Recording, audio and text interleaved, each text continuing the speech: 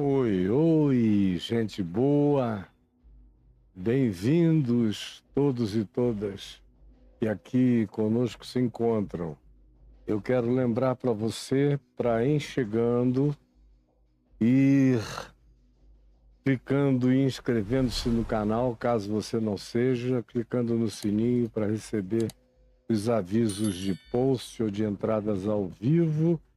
E também não deixe de botar aí com todo carinho o seu like, porque a linguagem que o algoritmo entende da sua participação feliz é essa, e aí ele vai projetando o nosso produto de fala e de mensagens da plataforma de maneira mais visível para você e para todos vocês. Hoje é a parte 6 do que eu estou falando, nessa sequência do apocalipse existencial de Jesus, que é aquele interregno entre a ceia e a saída de Jesus para o Getsêmani, onde começam os seus tormentos. Esse interregno, que em Mateus, Marcos e Lucas é extremamente abreviado, fica só em torno de distribuição do pão e do cálice, este é o meu corpo, este é o meu sangue, fazer isso em memória de mim. Aqui em João há uma dedicação de alguns capítulos a esse ato íntimo. Por isso é um apocalipse, por ser um tirar do véu, um abrir da cortina para você enxergar dentro. É existencial, porque é a hora mais aguda e para dentro e íntima na subjetividade interpretativa da observação dos discípulos em relação a Jesus e de Jesus se despindo literalmente, como começa o capítulo 13, com Jesus nu, falando de coisas da sua nudez revelatória, da sua nudez no Evangelho, para com aqueles que querem ser seus amigos íntimos. Como ele vem a dizer depois, virá, já não vos chamo servos, mas tenho-vos chamado amigos, porque eu vos tenho dado a conhecer todas as coisas como amigos meus. E aqui no dia de hoje, a gente está na sequência do capítulo 14 de João, do verso 16 em diante, e a gente vai, se Deus permitir, até o verso 31, quando no dia de ontem a gente concluiu aquela busca de apaziguamento que Jesus tinha feito no coração deles, quando ele começou a falar do hiato. Eu vou e para onde eu vou, vocês não podem ir agora, mais tarde vocês vão acessar esse lugar e essa compreensão. Enquanto isso, não fique angustiado o vosso coração, há uma morada preparada e a minha promessa de que eu voltarei e vos receberei. Voltarei e vos receberei, voltarei e vos receberei. Esse é o grande galardão da vida. Não tem nada a ver com saber o dia da volta dele, seja o dia da parousia, da revelação dele universal, em que todo olho verá, ou seja, a revelação dele para mim quando eu for na direção dele, através do portal da passagem dimensional daquilo que entre nós humanos ficou apelidado de morte, mas que em Jesus foi rebatizado como portal de vida e de graça, a ponto de Paulo dizer aos Coríntios, porque tudo é vosso, seja vida, seja morte. Assim como a vida é minha para viver com alegria, liberdade em Deus, em Cristo e em serviço ao meu próximo e em alegria em mim mesmo, assim também a morte foi posta em equivalência com a porta da vida. Então é passar para outra dimensão, é só uma passagem dimensional, tudo é vosso, seja vida, seja morte. Depois ele vai dizer escrevendo aos Romanos no capítulo 8, sejam as coisas do presente, sejam as do porvir, ou seja, qualquer coisa de qualquer dimensão, tudo é vosso e vós de Cristo e Cristo de Deus. E aí vem aquela pergunta honesta, sincera, de Tomé: Senhor, nós não sabemos para onde tu vais, como saber o caminho. E nós conversamos no dia de ontem bastante sobre o significado do caminho. E prosseguimos com Jesus, trazendo essa revelação depois a Filipe, que disse: olha, já que é assim, e ninguém vem ao Pai senão por ti, mostra-nos o Pai. Isso nos basta. Aí Jesus diz: poxa, eu já disse que eu e o Pai somos um. E Filipe, há tanto tempo eu estou convosco e não me tendes conhecido. Quem me vê a mim, vê ao Pai, como dizes tu, mostra-nos o Pai. Não crees que eu estou no Pai, que o Pai está em mim? Crede ao menos por causa das mesmas obras. E aí ele prossegue falando que abria-se agora para eles a porta da oração mais do que nunca. E Jesus diz: a maior demonstração de que eu vou continuar operando e agindo através de vocês, se vocês mantiverem o coração alinhado com o meu amor e com a obediência ao meu mandamento, que é amai-vos uns aos outros, assim como eu vos amei, vocês vão pedir o que quiserem e vos será feito, porque eu vou para junto do Pai. E vocês farão as coisas que eu fiz e outras que eu nem manifestei, mas que serão feitas por mim, pelo meu Espírito habitando vocês. Podem pedir, e se vocês pedirem qualquer coisa segundo a minha vontade, meu Pai o fará. Porque se vocês me amarem, vão guardar os meus mandamentos, e se guardarem os meus mandamentos, não vão pedir nada contra a minha vontade definida e expressa do bem, porque eu não respondo orações da maldade, nem da motivação perversa, nem as orações da maldição e da morte, nem as orações da vaidade, do capricho e da luxúria. Não, eu respondo às orações que são segundo o amor e o cumprimento do meu mandamento pela obediência da prática do amor que se manifesta no trato ao próximo e no cuidado para com a criação de Deus entre nós. Aí, quando ele diz isso, eu parei ontem aqui, o verso 16 prossegue com a fala dele e diz: eu rogarei. Antes ele estava falando: vocês rogarão e o Pai concederá, e eu agirei nas orações de vocês, porque eu estarei habitando vocês. E o que eu fiz, eu farei de novo.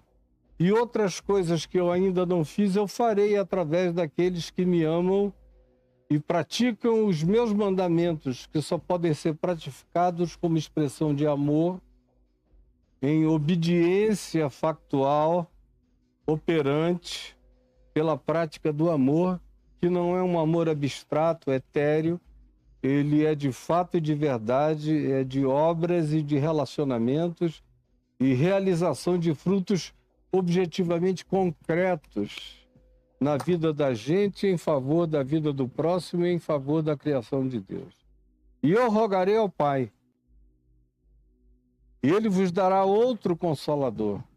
Outro coloca o que quer que fosse acontecer com eles em estado de equivalência com a presença de Jesus, seguindo a Jesus e Jesus ladeando-os como amigo e mestre.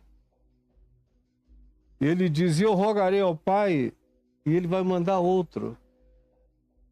E esse outro não é um elemento alienígena, diferente de mim.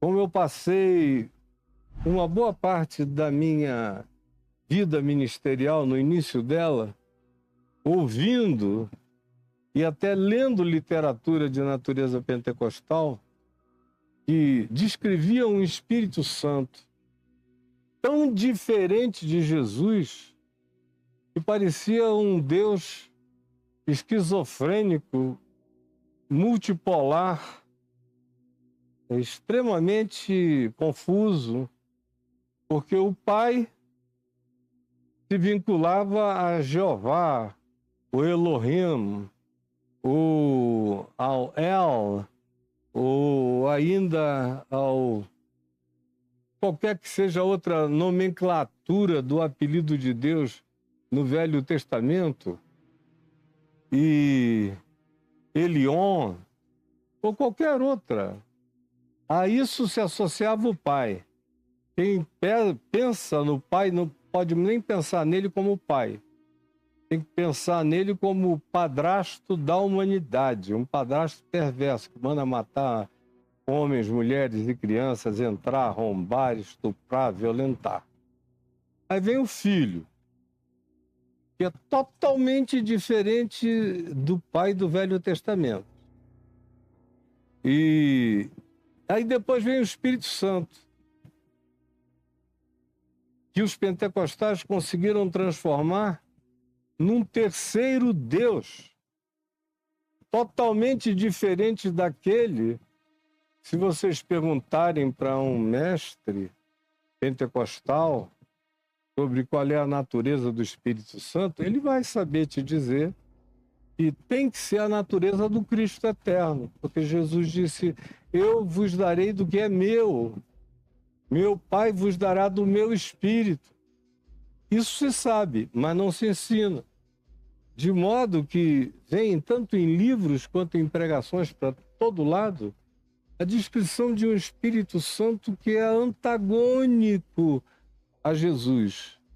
Jesus é manso e suave, esse Espírito Santo é nervoso, agitado, histriônico, gritalhão, amalucado, se joga no chão, revira o olho, fala línguas que não são nem de anjos, nem de homens, nem de ninguém, são a invenção do cara.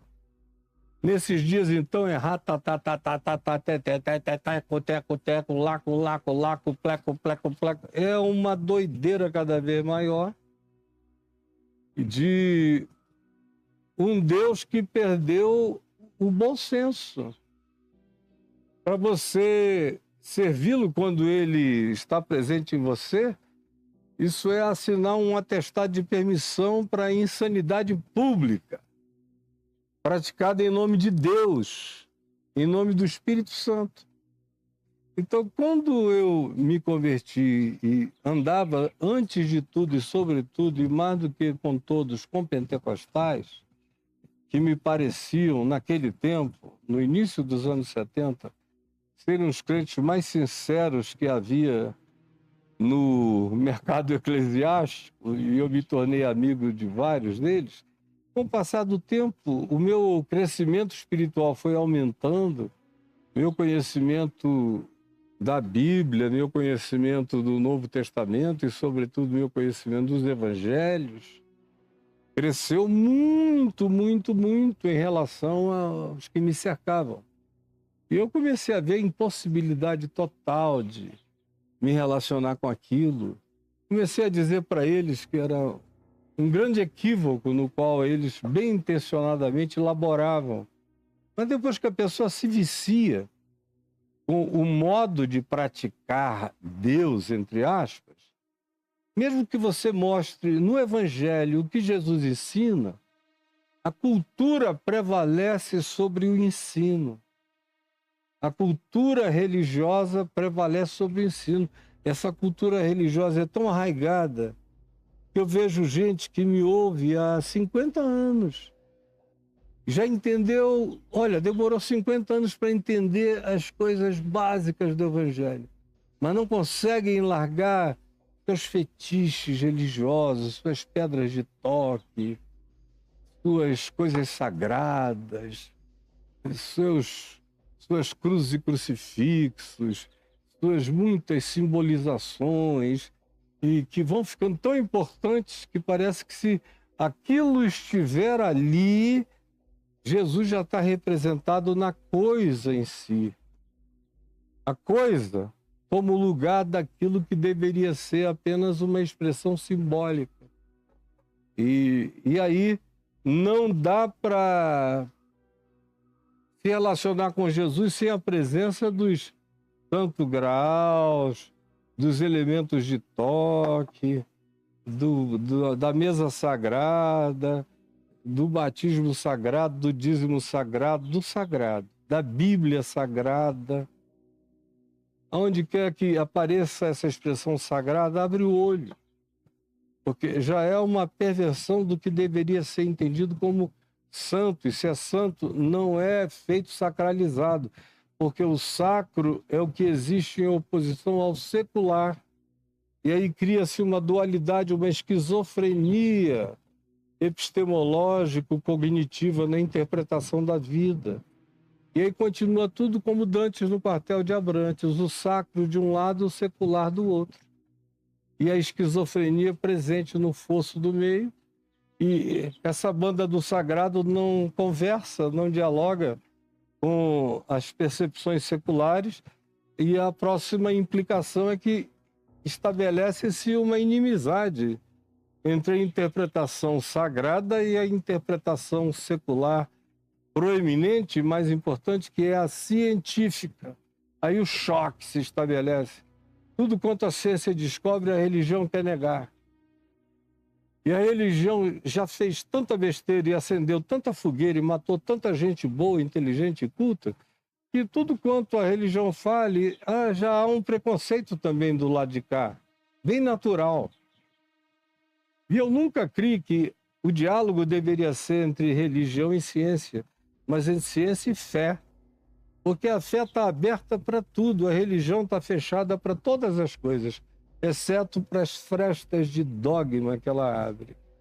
Pois bem, Jesus disse: eu rogarei ao Pai e Ele vos enviará outro Consolador, a fim de que esteja para sempre convosco. Quem é esse outro Consolador?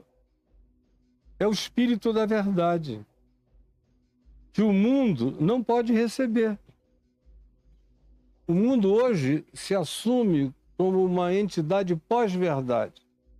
A coletividade civilizatória do planeta e a filosofia dominante e crescente, que aumenta cada dia mais em torno do planeta, é a da mentira, a da narrativa, cada uma inventa a sua, é a da falsificação de números, de dados, de compreensões, de apreensões, às vezes até com a matemática estatística. Tudo isso caiu em subjetividade absoluta. Qualquer coisa. Hoje eu estava vendo um rapaz ali falando em nome de uma ciência de fundo de quintal de lixão, dizendo que os homens nunca vão poder, os humanos, se aproximarem da Lua, nunca foram, nem podem se aproximar, por causa de um cinturão que é real, que foi detectado, mas é de realidade de frequência magnética totalmente não impeditiva para ser atravessada por todos os devices e mecanismos e aparelhos humanos na direção de tudo que a gente faz, saindo na direção do espaço. Aí vem o cara e diz: não, nunca foi, porque não dá, se bate e volta, não atravessa. Eu fiquei olhando e falei: meu Deus, e tem gente em casa sem saber de nada, só porque ele falou do cinturão e usou um nome que as pessoas gostam quando é um nome em inglês. Ele ainda usou errado o nome do cinturão. E aí, mas você vai ver a quantidade de gente seguindo e aplaudindo. Porque se for mentira, entra fácil, por uma razão. Esse mundo jaz no maligno. É o que diz o apóstolo João, estribado nas conclusões e observações de Jesus. De fato, esse mundo, quando eu digo mundo, não é o cosmos, não é a natureza, nem é a sociedade relacional humana. É a atitude sistêmico-civilizatória de decisão de ignorar por todas as razões, algumas justificáveis e outras injustificáveis, qualquer informação sobre o Evangelho. Está chegando já morta, porque a perversidade da igreja, o escândalo da igreja, a maldade da religião, a hipocrisia da religião e dos seus líderes, é uma coisa tão generalizada e cada vez mais, que já vem crescendo desde sempre. Começou com a traição de Judas e nunca mais pararam as traições. Judas virou um garoto de creche, comparado com os Judas contemporâneos e suas traições, minuto a minuto, segundo a segundo, o tempo todo. Então, tudo que não existe nesse mundo é o espírito da verdade. Por isso Jesus disse, o mundo, como categoria sistêmica, filosófica e de valores e de validação de significados, não pode receber esse Consolador. Porque o mundo se estriba em outro espírito.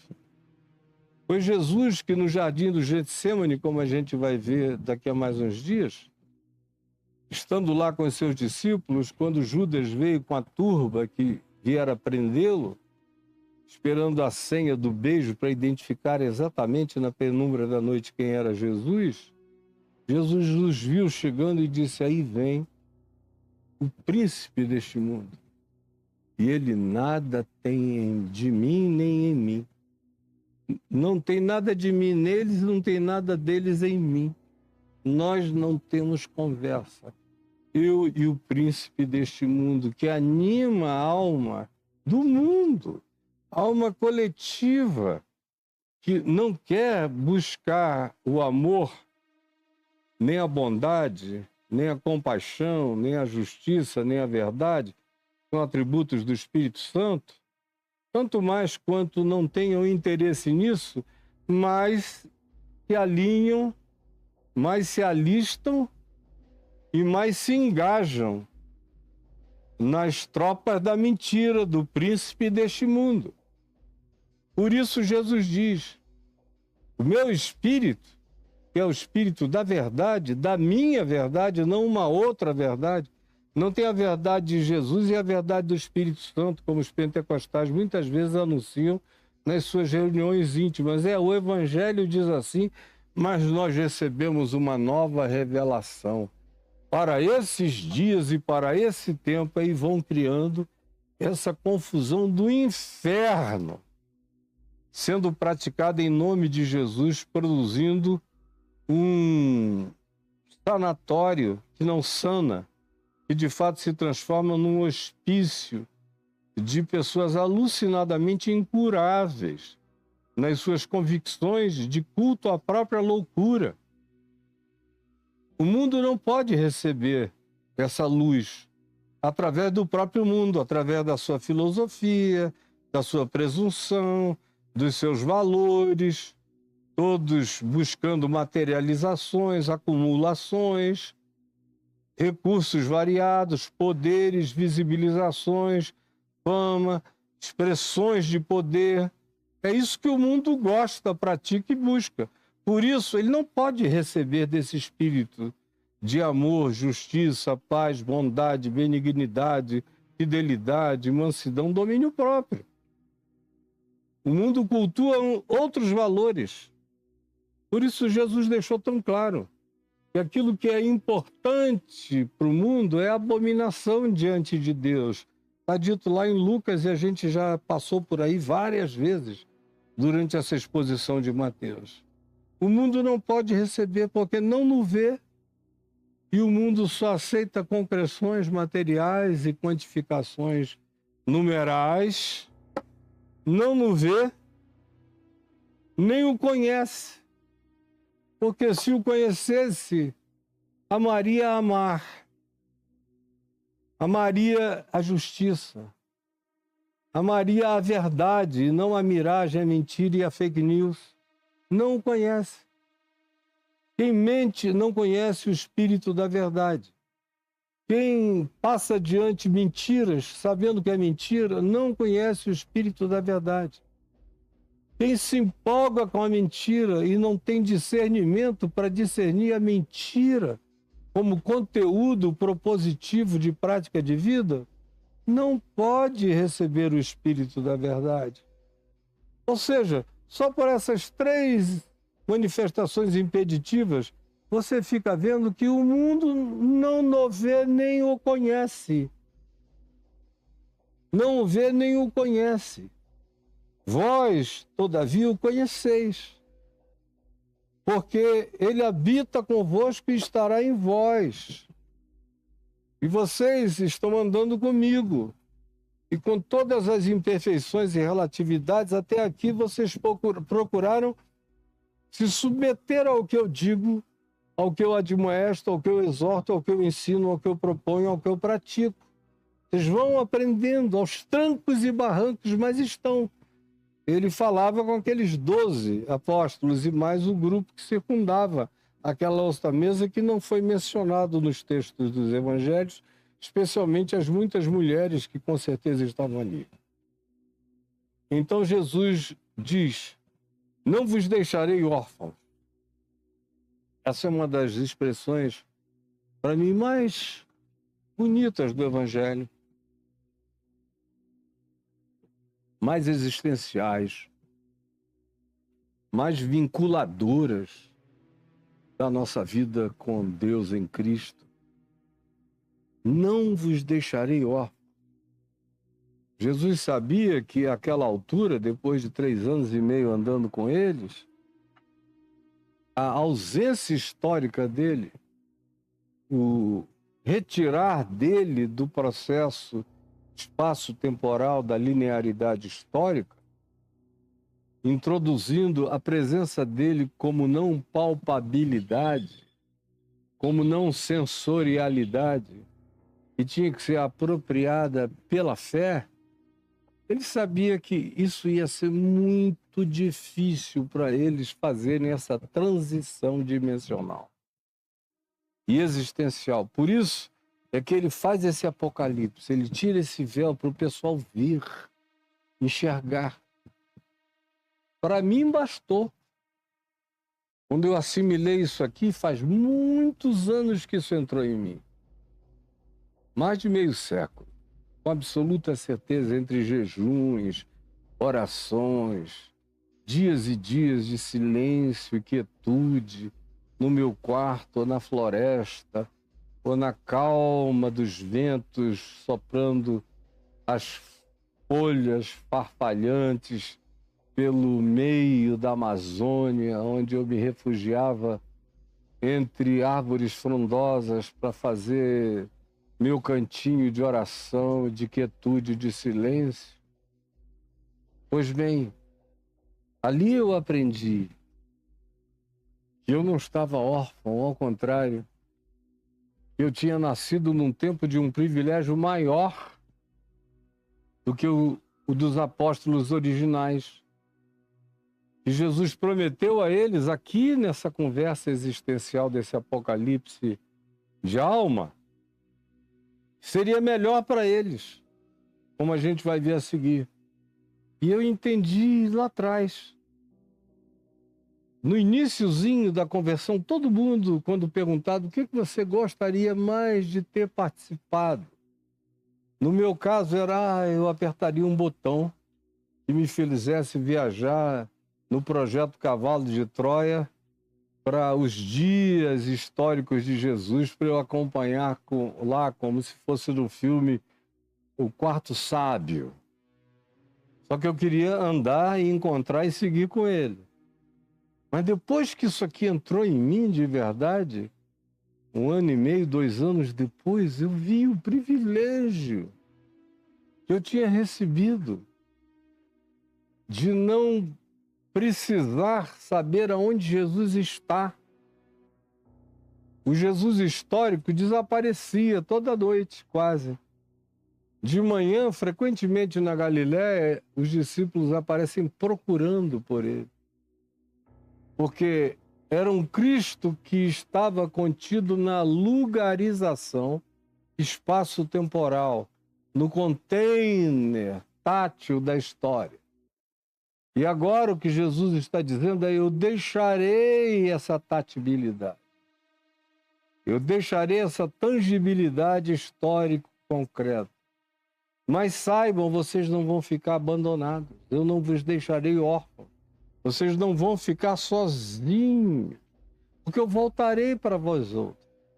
Aí alguém diz, tá bom, então eu vou ter que esperar morrer para passar na porta dimensional ao encontro dele? Ou vou ter que esperar a parousia, essa volta que todo olho verá? É essa alternativa? Eu tenho essas duas alternativas? Não. Ele não diz isso. Ele diz, eu voltarei para vós outros já. Tinha uma volta de Jesus para eles que aconteceria antes deles partirem para Jesus ou antes de Jesus voltar para eles na terra, ou para todos os habitantes da terra e para todos os discípulos do mundo. Ele diz, olha, eu voltarei. Por um pouco, só aguardem. Ainda por um pouco e o mundo não vai mais me ver.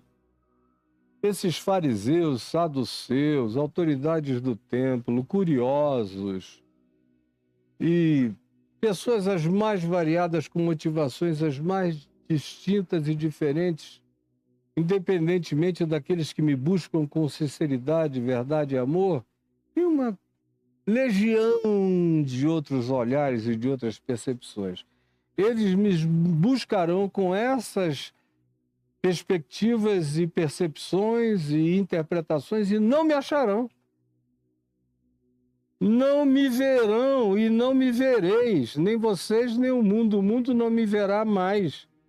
Vós, porém, daqui a um pouco me vereis, porque eu vou me manifestar vivo outra vez. E então vós me vereis e vivereis.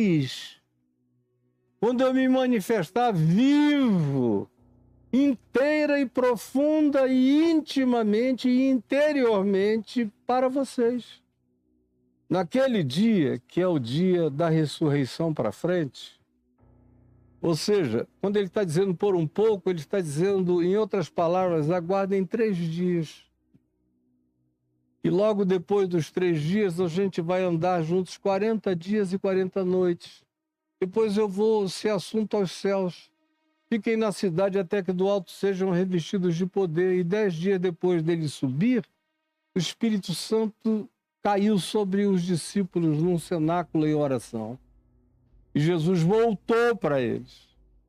Voltou não para ser visto sentado à mesa com eles, mas no coração, no trono dessas intronizações espirituais que habitam a glória da subjetividade, da existencialidade apocalíptica de Jesus, revelada ao coração, ao cosmos interior de cada um de nós, à catedral, ao santuário, à habitação de Deus no Espírito, a mim que sou igreja, que sou pedra viva da construção dessa catedral universal de pedrinhas vivas que amam a rocha eterna.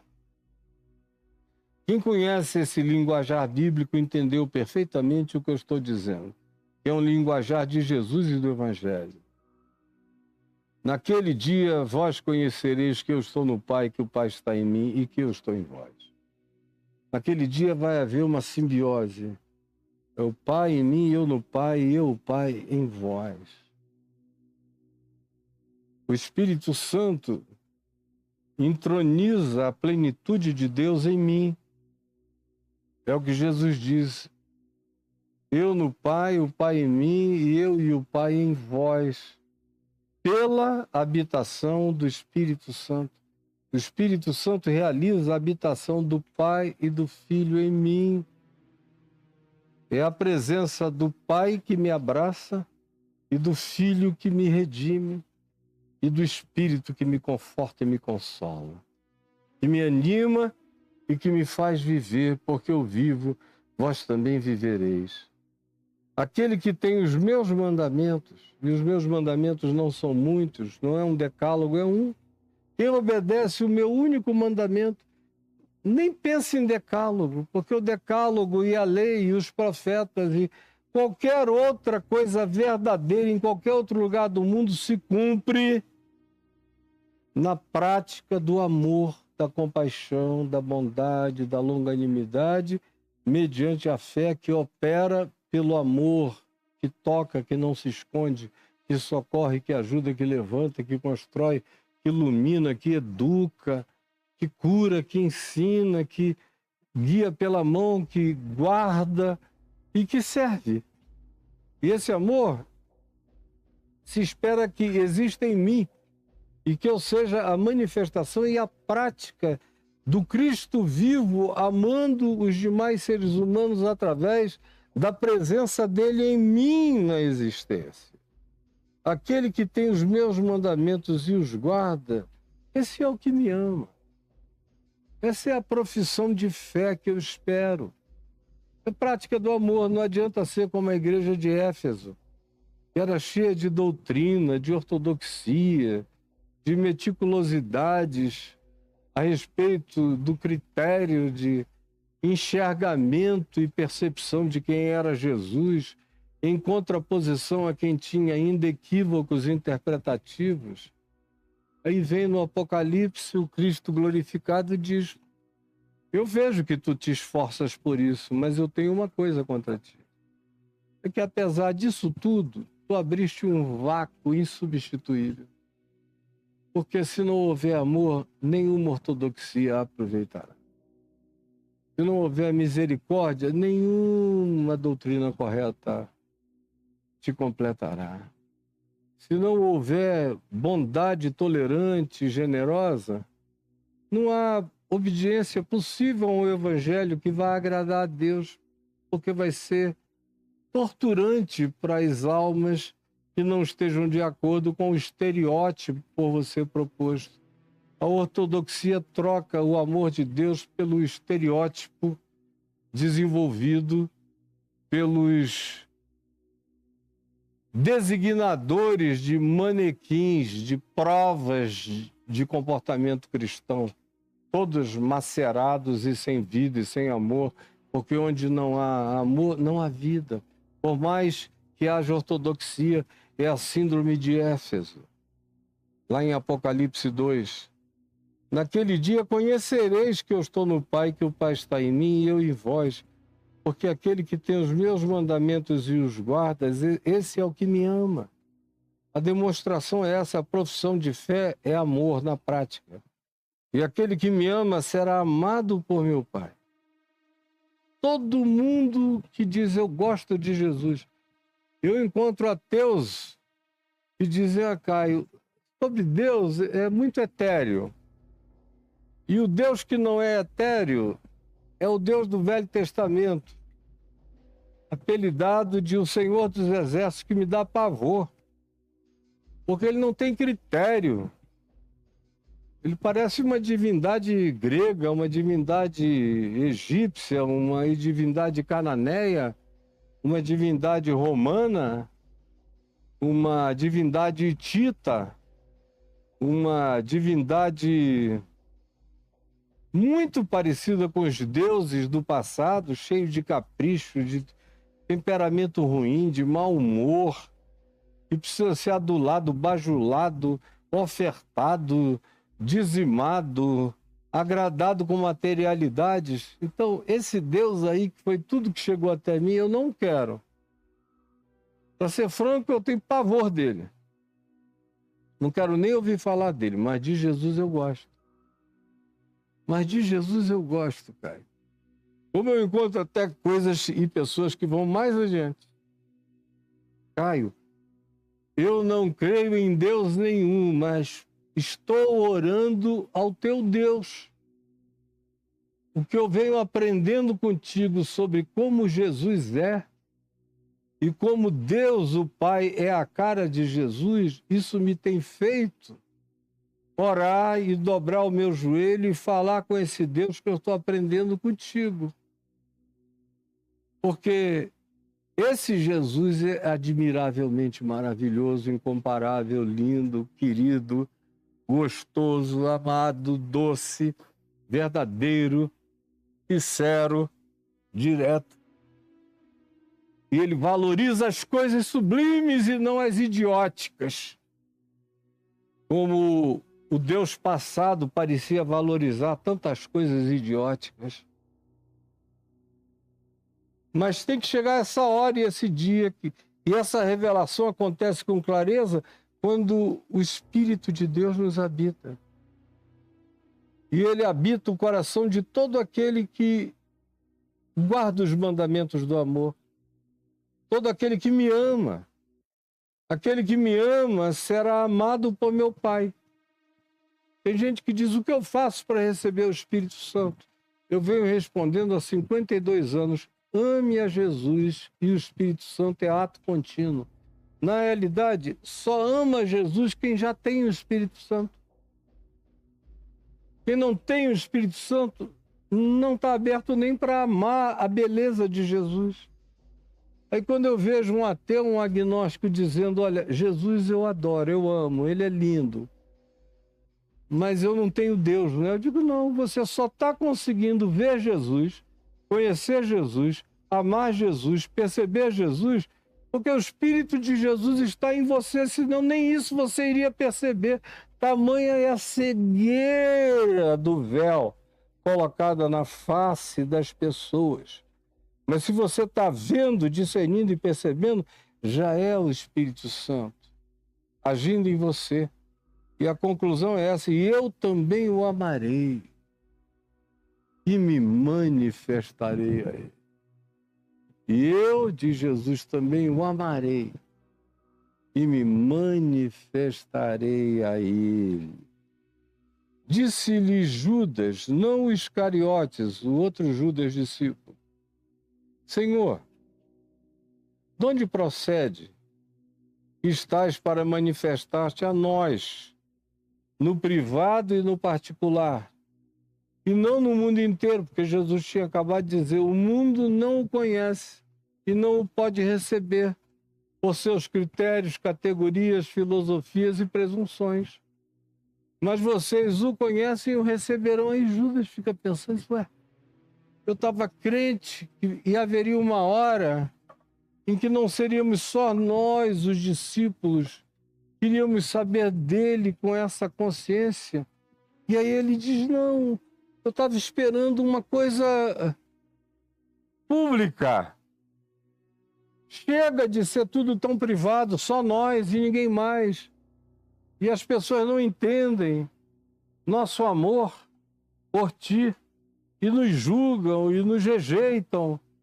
De onde procede, portanto, pergunta Judas, não os Iscariotes, que tu estás para manifestar-te mais uma vez a nós e não ao mundo inteiro? A gente quer que tu faças logo isso para o mundo inteiro, para acabar a palhaçada. De onde procede? Eu entendo a pergunta dele totalmente. Mas Jesus lhe respondeu, ô Judas, se alguém me ama mesmo, guardará a minha palavra, que é toda construída de amor, e do seu fruto é justiça, é paz, é bondade, é alegria no Espírito Santo, é perdão, é compaixão, é misericórdia, é solidariedade, é resiliência, é perseverança, é continuidade na prática do bem, é não se deixar vencer do mal, antes vencer o mal com o bem, é não negociar as armas da verdade e do amor, trocando-as pelos instrumentos da mentira, da falácia, do engano, do ludíbrio e da manipulação e do controle. Aquele que me ama guardará a minha palavra. É simples assim. Quem me ama, você olha e você vê uma encarnação do Evangelho. Por mais que na sua relatividade esteja em evolução e crescimento na pessoa, mas você vê os sinais. E meu Pai o amará crescentemente a esse que me ama. E eu e o Pai viremos para ele e faremos dele morada. Lembra que tudo isso começa com Jesus dizendo, não se turbe o vosso coração, credes em Deus, crede também em mim. Na casa de meu Pai há muitas moradas. E a primeira morada que há na casa do Pai é a morada que o Pai faz com Jesus por meio do Espírito Santo em mim. Eu sou a primeira morada de Deus que eu vou conhecer. É Deus habitando em mim, já é a primeira morada e a primeira garantia de que morada não me falta, começando do fato de que eu sou morada em mim mesmo para Deus, para Jesus, para o Espírito de Cristo, me habitando. Ora, se eu sou habitado e feito morada por Deus, é porque não tem como eu não morar com Deus se eu já sou morada dele a partir de agora. Não há mais dúvida de que nós estamos casados, é um casamento, é uma conjugalidade indivociável entre mim e o amor eterno. Conforme Jesus, eu sou habitado por esse amor eterno. Quem não me ama, no entanto, não guarda as minhas palavras. Obedecer ao Evangelho é coisa de amor. Não dá para você obedecer o Evangelho só por medo do inferno ou por cobiça gananciosa de galardão celestial. Isso não leva a lugar nenhum. Continua a ser a obediência dos hipócritas e dos superficiais e dos insinceros. Quem tem profundidade entende que sem amor nada aproveita. Portanto, quem não me ama não guarda as minhas palavras. Não dá para ser obediente ao Evangelho sem amar visceralmente Jesus e ter a disposição de praticar o que Jesus praticou. O resto é engano que fizeram com você na religião, na catequese, na doutrinação, no grupo denominacional e em todo esse corpo de lavagem cerebral. Se não me amar, não guarda as minhas palavras. E a palavra que estás ouvindo não é minha. Não fui eu que inventei, que recebi no monte e psicografei o Evangelho, não. Eu sou o Evangelho, eu sou o Verbo encarnado, andando entre os homens, não na forma de um livro ou de um texto, recebido num monte, ou numa gruta, ou numa caverna, não. Foi a encarnação que apareceu numa manjedoura, nascida de uma mãe pobre e de um pai em fuga. Se vocês não entenderem que a minha palavra sou eu mesmo e que eu sou a palavra que eu vivo e encarno, vocês nunca vão me amar. E se não me amarem, não vão me seguir. Se não me seguir, não darão demonstrações inequívocas do compromisso de vocês com a prática do amor, que é o meu mandamento.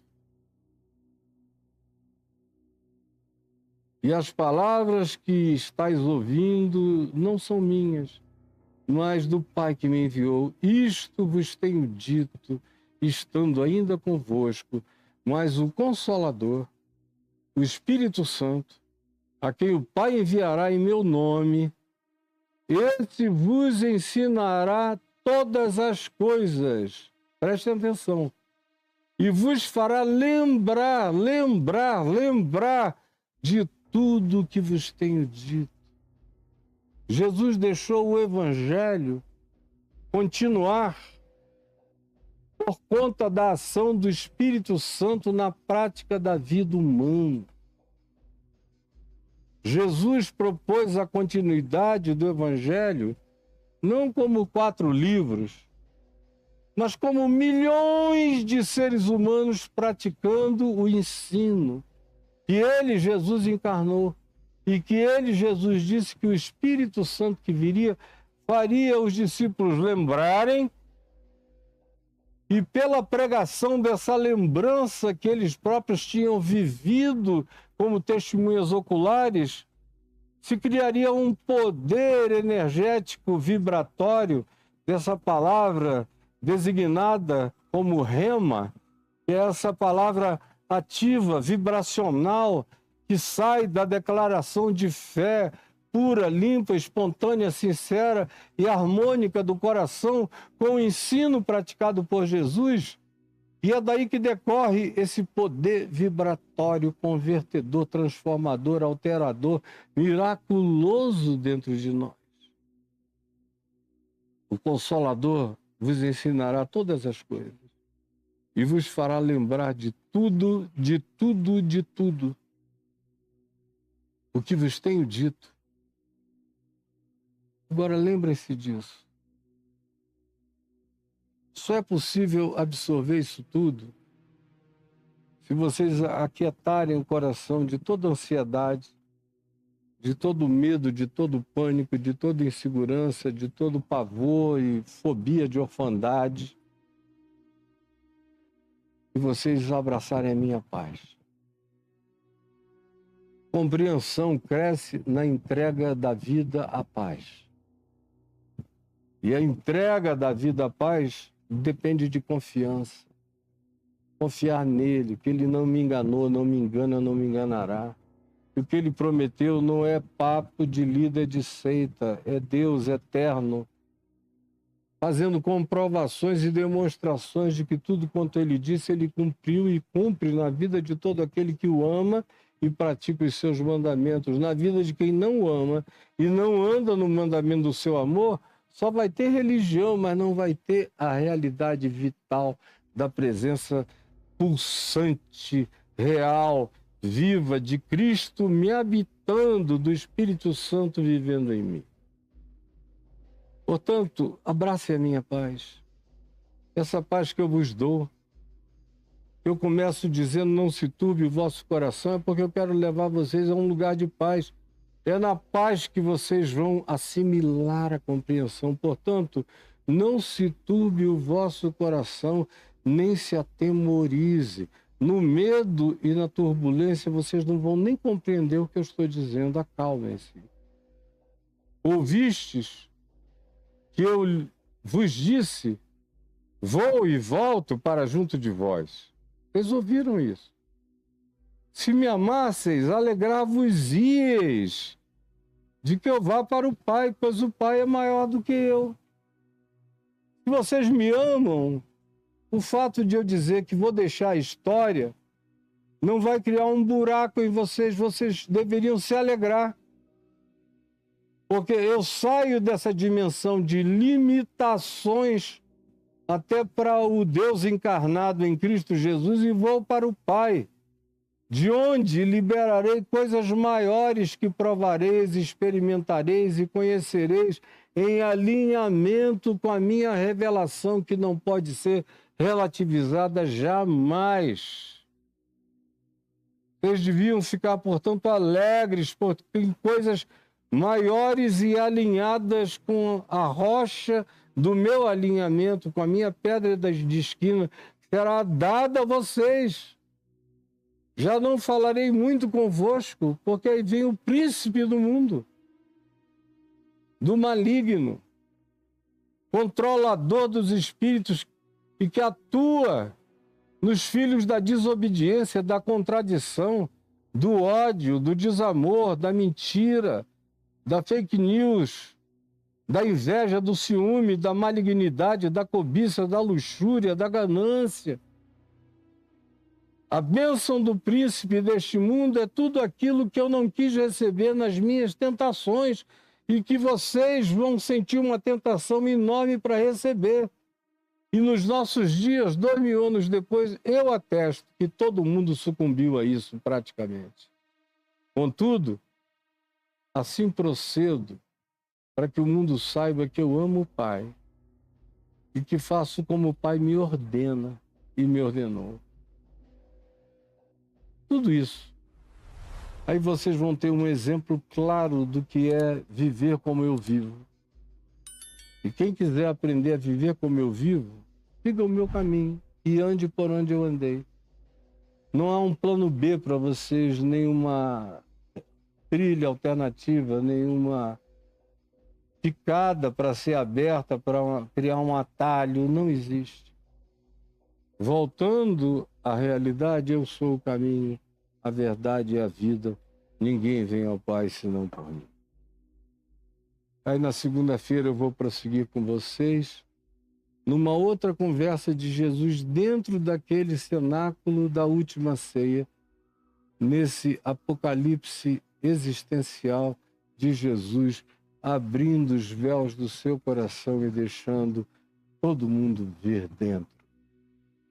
Senhor Jesus, vivo, ressuscitado, que mora em mim, que é o mais valente que me habita, que é o Espírito da graça, da força, do poder, da luz, da sabedoria, do quebrantamento, da humildade assertiva, da verdade que sabe calar e sabe bradar,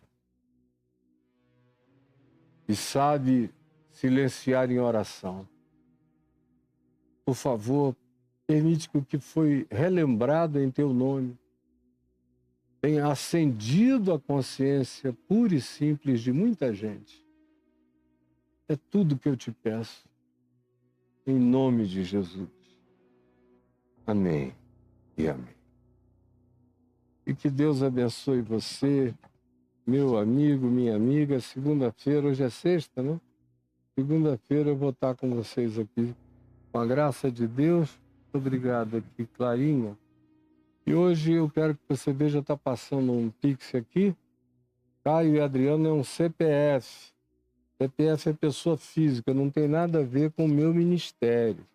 Tem a ver com aqueles que pediram o favor de participar da ajuda à minha vida. Então, eu recebo com gratidão e ofereço a você essa graça de participar, se você quiser. Aqui, com toda clareza, eu agradeço ao Márcio Fonseca da Silva. Deus te abençoe, meu filho, Sandro Peixoto. Muito obrigado, Sandrinho. O Walter Nascimento Rezende, tão generoso você tem sido, Walter. O Edson Araújo Souza, muito obrigado, meu filho. A Dulcina Aquino Hernandes de Oliveira, obrigadíssimo, Dulcina. Você é tão carinhosa. Irlene, fiel, regular, tá aí quase todo dia, ou 2, 3 vezes na semana você ajuda, obrigado. A Joseli Rodrigues de Oliveira Júnior, muito obrigado, minha filha. O Clésio Everton Gali, muito obrigado, Clésio. Antônio Carlos dos Santos Medina, Deus te abençoe. O Luiz Carlos Christian Home, muito obrigado, você é muito carinhoso e generoso. Antônio Carlos de Souza Dias, obrigadão. Wilson Dias Ribeiro, muito, muito grato. Davidson Rodrigues da Silva, obrigadíssimo. Márcio Fonseca da Silva, muito, muito grato. Júlio César da Silva das Chagas, obrigado. Maria Gorete da Rocha Lima Modesto, obrigadíssimo. Félix Neto Acrute, obrigadão, querido. Aurélio Rodrigues Avelino Figueira, muito, muito grato. Frederico Américo Ferreira e Tiago dos Santos Silva, muito, muito obrigado. Obrigado, Tiago. Obrigado, Frederico. Obrigado a todos vocês. Deus os abençoe, os guarde e os abençoe com paz, em nome de Jesus. Todos vocês, com a graça de Deus. E aí você está vendo um outro Pix passar aqui, que é CNPJ. CNPJ é o meu ministério, é pessoa jurídica. Por que que eu preciso? É porque sem a ajuda de vocês eu não consigo fazer nada. Só aqui tem câmeras cortando para todo lado. Sou eu que estou cortando? Não, eu só olho. Olhei para cá. Porque o Caio cortou para lá. Se eu olhar para cá, ele corta para cá. Se eu olhar para cá, ele corta para esse plano fechado. Se eu olhar ali para cima, ele corta do céu para mim. Aqui, ó. O som lá no fundo, esse som que eu uso já há 12 anos do Papo de Graça. Eu adoro esse som. Que não é melodia nenhuma, é um negócio assim que rasgou a minha alma de modo meio apocalíptico. Aí, tudo isso. E os que estão recortando? A Clarinha estava ali dentro anotando recortes para depois botar nas outras plataformas. Recortes, recortes, recortes. Tem vários outros recortando. voluntários que recortam, mas tem também o time pago para cuidar disso. Tem gente no Rio, em Niterói, tem gente na capital São Paulo, no interior de São Paulo, no interior de Santa Catarina, tem os meus amadíssimos lá na Flórida e na Califórnia, porque eu não consigo entregar tudo que a gente sabe que precisa entregar. E estamos longe ainda de entregar tudo que a gente sabe que pode e que quer. E sozinho eu não consigo. Então está passando esse Pix para você ajudar. Se eu não tivesse tido ajuda como a sua, nesses 52 anos de ministério, eu não teria chegado até aqui sozinho. Não teria mesmo.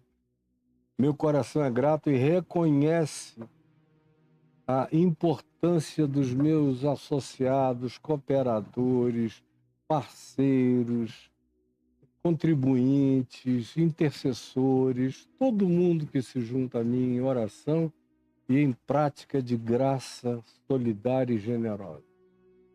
E eu espero que o galardão de vocês seja muita alegria e intrepidez em fé, em nome de Jesus. Para quem procura outras alternativas de fazer a mesma coisa, é só escrever caiofá.com.br, apertar Enter, cai aí no meu blog, lá em cima tem esse link contribuições, piscando, clica, entra, passa essa tabuinha verde, entrou no blog, tem dois bancos, o Santander e o Banco do Brasil, ó. Tem a conta do Santander, a conta do Banco do Brasil e os respectivos CNPJs, que são diferentes.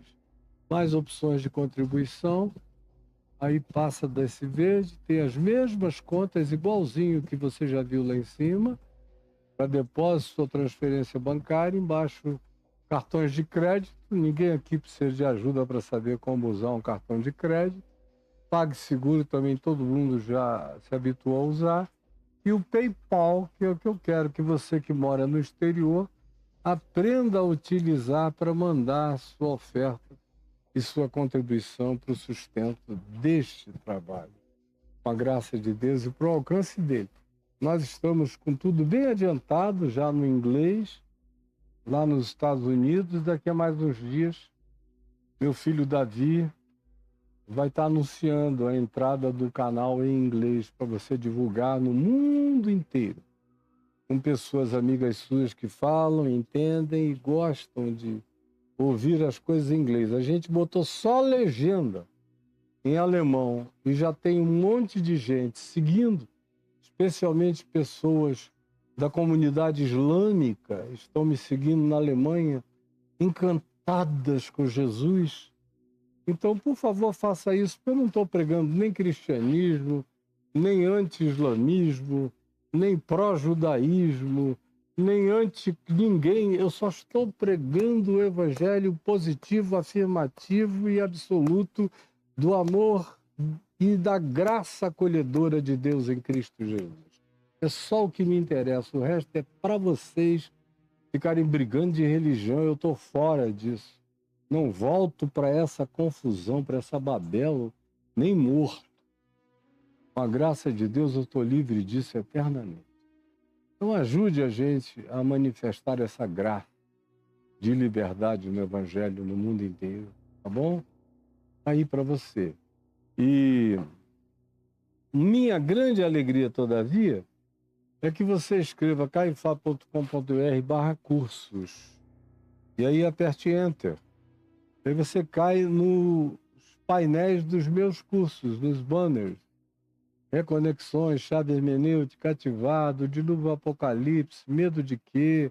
Atravessando os lutos, o tabu do suicídio, no divã de Deus, e tem outros lá que se você entrar você vai descobrindo, caminho do discípulo e um monte de outras coisas.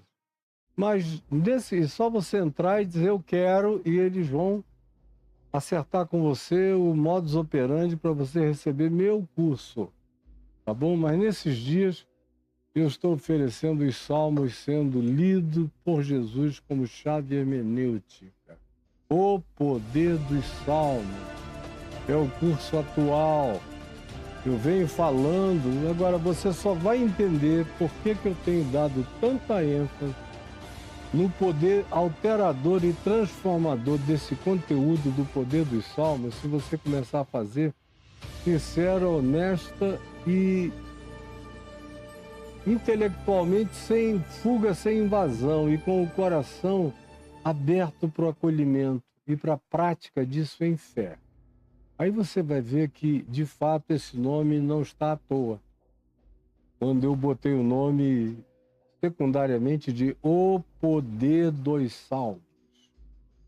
São 18 minutos para você fazer todo dia ou toda manhã, ou no carro, no ônibus, no metrô, na barca, no avião, onde quer que você esteja. Vá fazendo e vá crescendo. Você vai sair turbinado para a existência. Eu sei disso. Eu fico por aqui, volto com vocês na segunda-feira. Quero lembrar que domingo temos reunião aqui em Brasília no Caminho da Graça. E se você procurar aí no meu portal, deve ter um link do caminho. Tem um link em cima, ali onde fica a contribuição, tem o caminho? Ou não? Mas se você fizer contato ali, ó, você pode saber onde tem Caminho da Graça no Brasil inteiro. No Brasil inteiro. Eu não sei se o Caio tem aqui o e-mail do Edivan Reis. Tem aí o do Edivan Reis? Não, isso aí você está mostrando o contato que é para a pessoa preencher. Eu estou pedindo para você achar o Instagram do Edivan Reis. Instagram tem, pode procurar aí no seu Instagram. Edivan Reis. Edivan Reis. Todo mundo acha. E é só procurar aí, ó, o Edivan Reis. Procura Edivan Reis. Vamos lá, meu filho. Não achou, não? Clica para eu ver se é ele. Não, não é o Edivan Reis. Viu como antes de clicar a gente não sabe nada de ninguém? Edivan Reis, separado. Edivan com I, depois do D. Com I. Isso. Ah, clica aí. É esse. Tá bom? É Edivan Reis. Procure aí no Instagram, escreva para ele, que ele vai dar para você uma lista de caminhos da graça no Brasil e no exterior. A mesma coisa é o Caleb Freitas. Procura aí Caleb espaço Freitas. Freitas. Clica. Apareceu? Deixa eu ver. Não. Não é esse. Caleb Freitas. Meu Deus, ele é bem constante. Aqui, ó, o primeiro ali, ó. Caleb Freitas. Esse é o Caleb Freitas. Também vai poder colocar você em contato com todos os caminhos da graça. É Caleb Freitas 1. E siga-o e ele vai poder te ajudar sempre. E aqui em Brasília, domingo, às 19 horas, no edifício Ion. Edifício Ion, aqui na L2 Norte. Se você botar no Google Edifício Ion, localização, você vai achar, só tem um aqui, é bem central no plano piloto. 19 horas, todo domingo. E esse domingo você está sendo esperado. Tá bom? Um grande beijo. Deus nos abençoe. Fiquem com Jesus. Amém, amém e amém.